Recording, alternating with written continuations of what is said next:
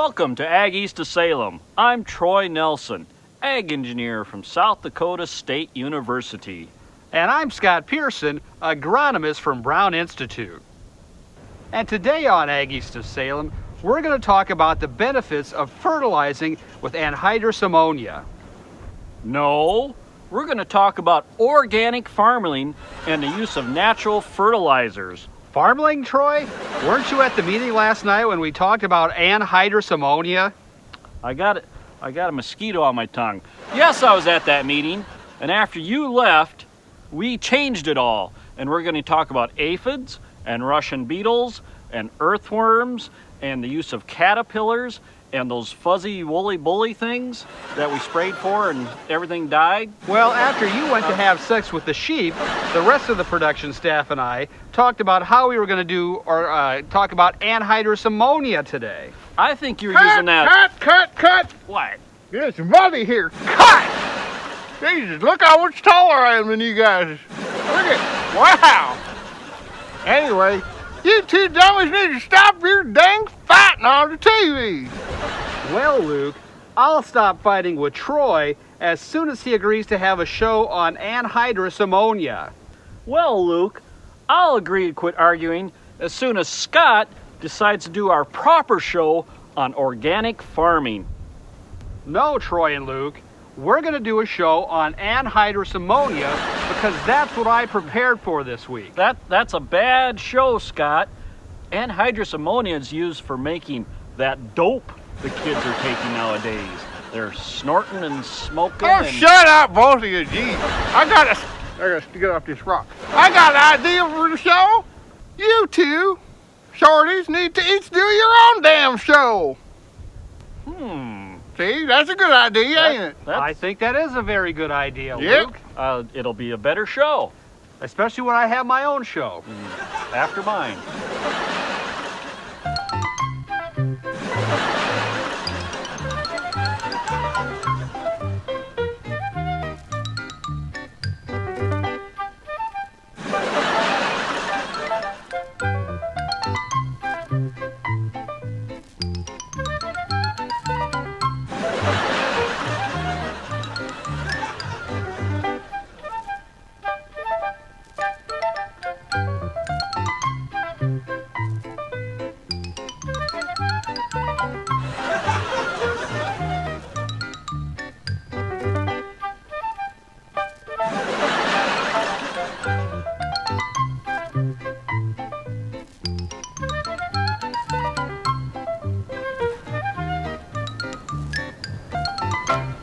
Hello, neighbor. Today, we're going to talk about fertilizer. Can you say fertilizer? I wonder who's at the barn door. I hope the barn door is open. Is your barn door open?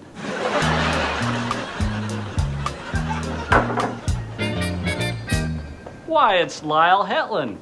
Hello, neighbor Hetland. Hello, Troy. So, Lyle, are you here to deliver something? Yup, speedy farm delivery. I have a tape here that shows how fertilizer is made. Oh, good. Our neighbors like to know how fertilizer is made.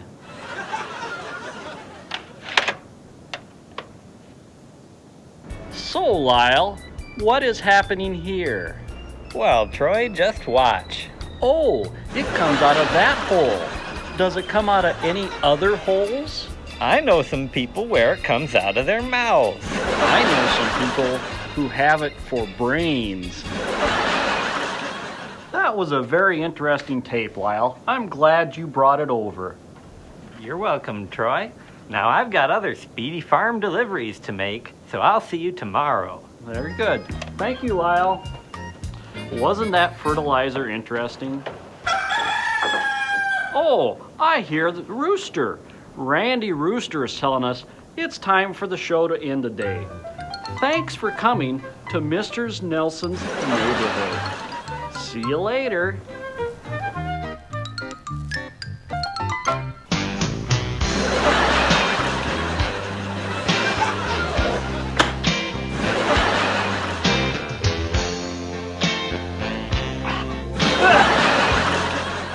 Anyway, I went into town Saturday afternoon to get some anhydrous pneumonia for the show.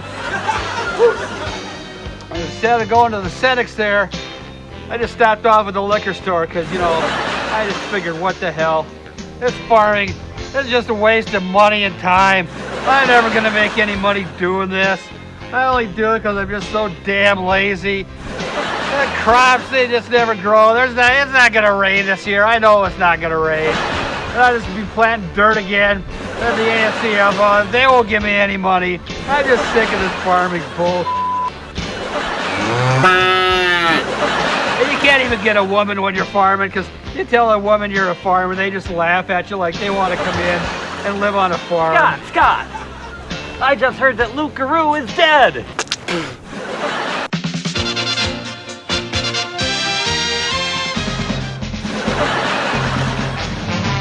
Well, here we are live at Airdate News' exclusive coverage of who's going to be the next Luke Garoo on the Caribou show. I'm Santarat, and I'm joined here by expert person correspondent-wise Dan Eisenhower, who has appeared on the Caribou show more than once. So welcome, Dan. Thank you, Santarat. Now apparently Luke Garoo has died, although we didn't really follow up. We don't know why. Doesn't matter. But he's dead, and now we're waiting here in front of the barn, that is. And tell us, Dan, what we're waiting for. Well, Santarat, I am a director takeover specialist when somebody dies. Specialist guy. And that barn behind me, when the replacement for Luke Garoo is chosen, white smoke, will come out of the barn. Out of that big lofty window, right? Yep, that window right up there. And that's what we're waiting for. When we get word from the barn that a replacement for Luke Garoo has been chosen, boy, we're here on the scene for that, aren't we? We're right here, we're on top of it, we're underneath it, we're all over it. Whatever, Dan. Shut up. I'm going to talk now. Now tell us, losing Luke on the show, that was a big loss for you guys, right? Sure, why not? Yep, and anyway, so tell us, who do you think is the leading candidate to replace Luke Garoo? Who do you think? Well, Santarat, it's going to be Jed Garoo. And how do you know that, smarty pants? Because the director just pointed at him for me. Oh, well, I'm just being told here in my earpiece that's inside my hat that, yep, in there, that I got Stephen Trudeau, Airdate News' own Stephen Trudeau, is standing by with Jed Garoo for a live interview. So, Stephen, take it away. Okay. Hi. Okay, and here I am, Stephen Trudeau, with a special interview concerning the I forget what it is about though. What's your name, sir? I'm Jed Garoo. That's me. Okay, so how come they have to pick a new Luke Garoo when it's so cold outside? Well, Luke, they gotta pick a what? Okay, I can't think of anything else. Do you like MASH? Well, I used to watch it on 13, but then I lost my channel selector, so now I watch it on 12. Okay, now I heard it's on the Hallmark channel, but I don't get the digital cable, so I only get to watch it once a day. Yeah. Well, who are you? Okay, I used to watch Johnny Carson. Did you know he's dead? No. Is he? What about Ed McMahon? Now there's a handsome man. He's on that Alf show on the TV land. Okay, well, I guess that does it for the special Stephen Trudeau interview. I forget even what it's about, so back to you, Santarat. Bye. Well, thank you, Stephen. Well, wait a minute, Dan. I've just been told that the smoky stuff's going to come out, and it's imminent. Or eminent that it's coming out. Imminent, you got it. Imminent. That's right. Remember that Who song, that Imminent Front? Anyway, but oh look, Dan! It's smoke's coming out. Yeah, let's That's start what you over. were supposed to say, what I had to say, because you didn't say it. Start over here. No, don't start over. Just keep going. Oh, okay. Well, the smoke's We're coming live. out. The smoke's coming out, and you ask me what comes next. Yeah, now what? Now the smoke's coming out. What's going to happen now? Well, now a guy from the Caribou show is going to stick his head out of that loft window and announce the successor for Luke Garoo. You sure it's successor, not processor? The professor. If you're successful, you're a successor. Let's go to a shot of the loft now. There's a bale on fire up here! Got white smoke! Oh, just wait, I think I can get it.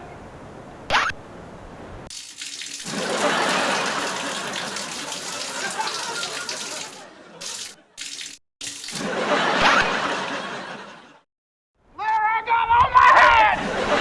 Where'd my hat go? Oh, it's way down there! I'll get it! Boy, what an idiot!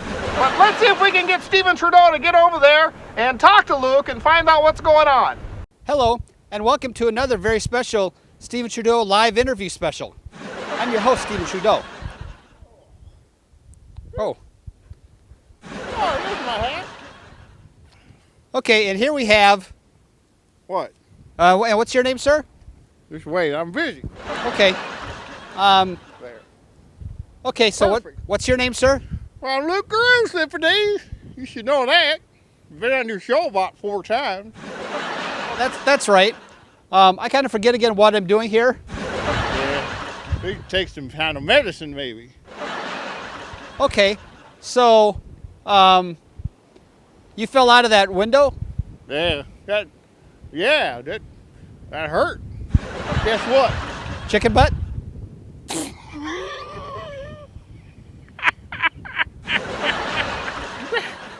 That's the funniest damn thing I ever heard.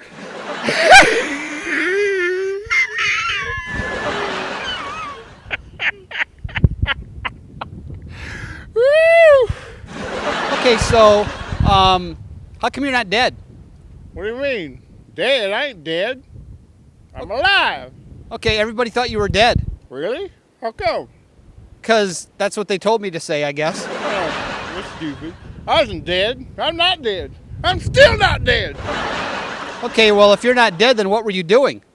Oh, you mean when I wasn't here? I was over there. I was directing a new skit. You want to see it? Jonas Grumby is a man who knows all the right things to say. Jonas Grumby is so smart, he'll tell you every day in a special segment called Jonas Grumby's Lifetime of Advice. You know, in my day, we didn't have seat belts and the airbags in the car. When we went to driving, we just got in the car and took off. And if you happen to hit a tree or a post or go in the ditch, you just flew through the windshield, just like Superman flying through the air. And we didn't care about that, because we were safe and the god dang government didn't tell us what to do. Ugh. My daughter doesn't let me drive anymore.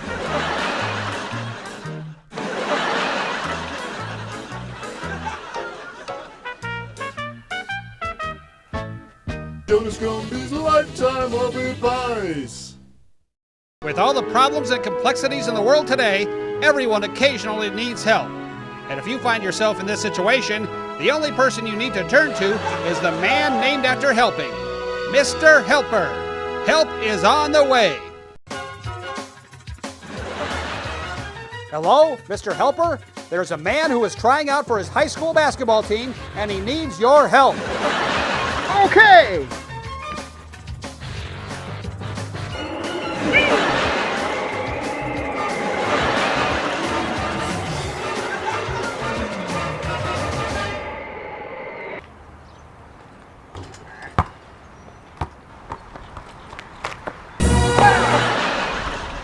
Geez, you're in high school?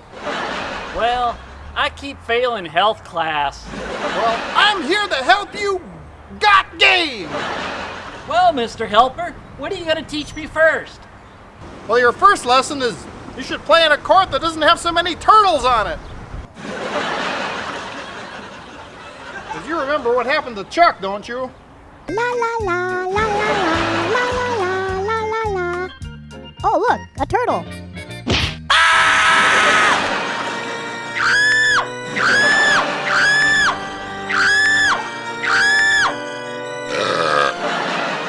But you're a superhero.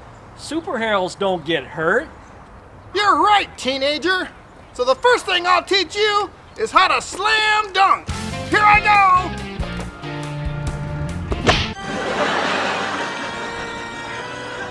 Mr. Helper, are you okay?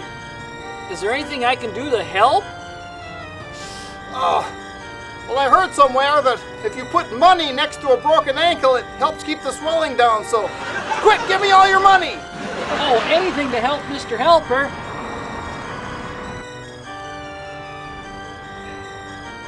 Is that helping?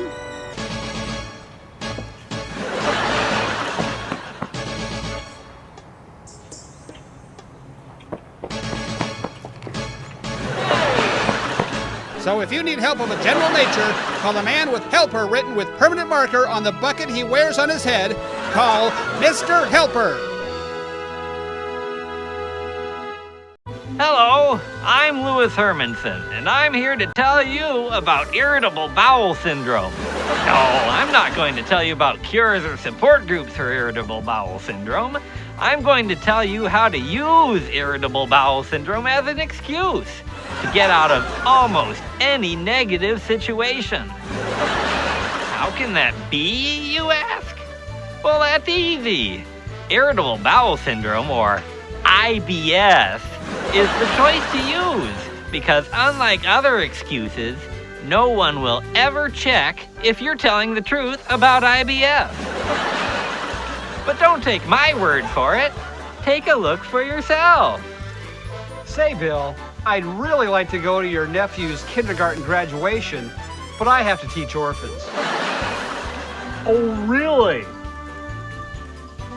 Hello, orphanage? Is Joe teaching there? I thought so. You're a bad man. Ooh, that had to hurt. But let's take a look now if Joe tells Bill he has irritable bowel syndrome.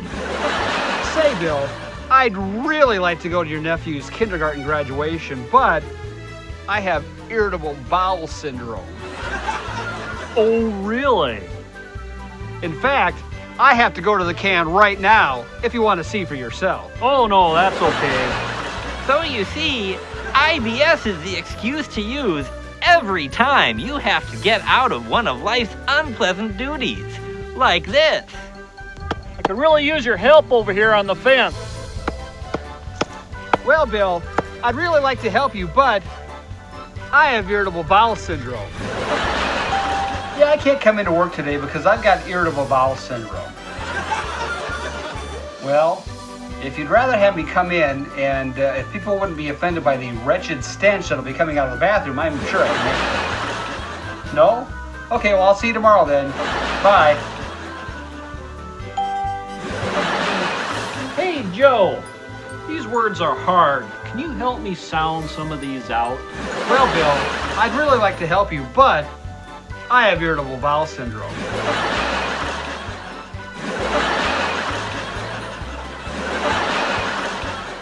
So take it from me, Louis Hermanson.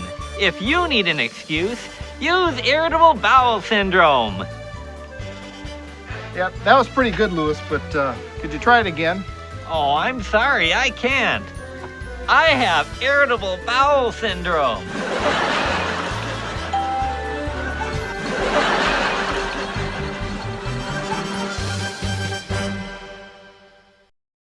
Jonas Grumby is a man who knows all the right things to say. Jonas Grumby is so smart, he'll tell you every day in a special segment called Jonas Grumby's Lifetime of Advice. I tell you what, I hate that god-dang Phillips of the Falls. Whoever goes there anyway. Just a bunch of damn dirty drunks, a bunch of people from out of town that just come in and take all my tax money. That just costs too. I'm on a fixed income, you know. I can't be paying for those city projects. I don't know what the hell that Munson's thinking. And god dang, I'm gonna move again. They got a new assisted living open up, and that's where I'm going, by cracky.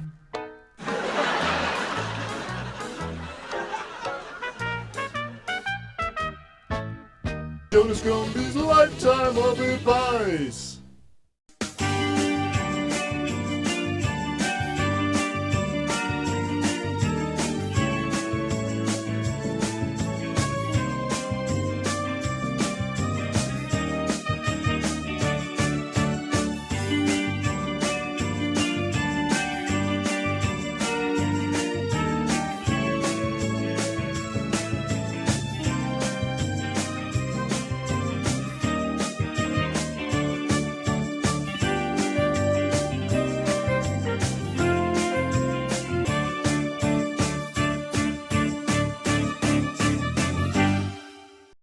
Is this really the way Rowan and Martin started?